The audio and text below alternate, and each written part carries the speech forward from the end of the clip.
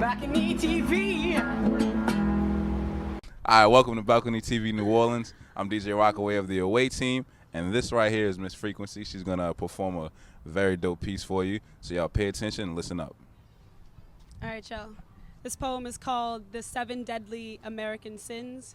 It's a tribute to Trayvon Martin. Of the 7 deadly American sins, being black has become numbers 1 through 6.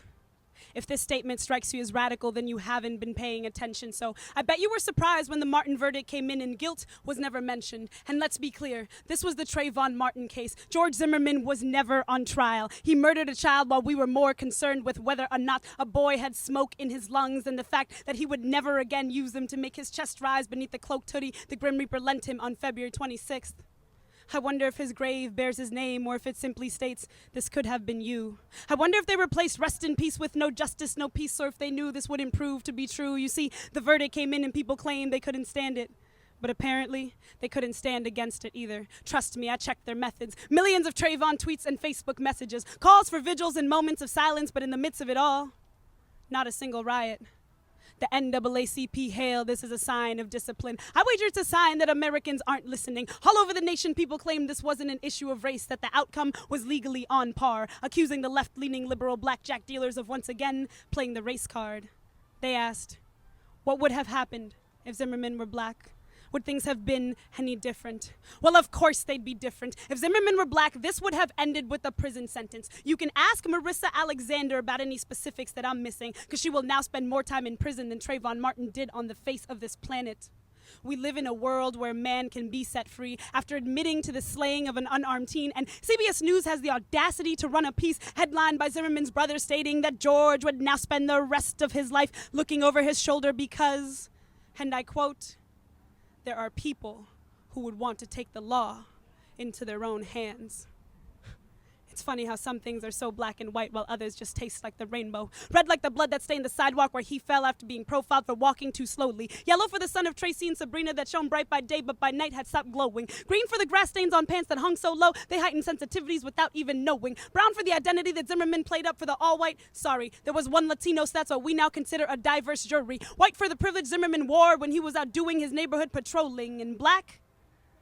Black is just another name for numbers 1 through 6 of America's 7 deadly sins. And the seventh was ever believing that we would find justice in the hands of a system that pioneered the oppression of the Native Americans, the enslavement of the African people, carried out forced deportations even though we all know who's really illegal. They gave summer camps to the Japanese. Who needs internships when you have internments? Who needs lower unemployment when we have prisons that turn profit? See, we don't need to fear God when we have capitalism to worship, and we certainly don't need these assholes always getting away in our neighborhood, so watch it, watch it. I was watching a trial that was over long before it could begin, so when the verdict finally came in, all I could hear were the words of the late Dr. King, calling for us to not allow the deafening noise of injustice to drown out the sounds of freedom's ring. So tonight, in honor of his legacy, I ask you this one thing. Please join me in this final call to let freedom ring.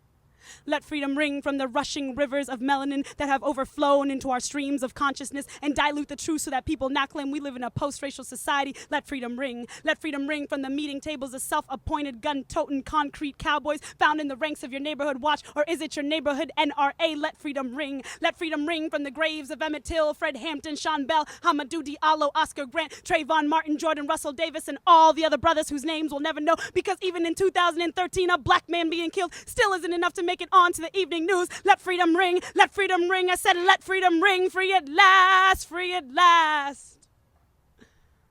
Dear God Almighty, this is not the freedom for which we've asked.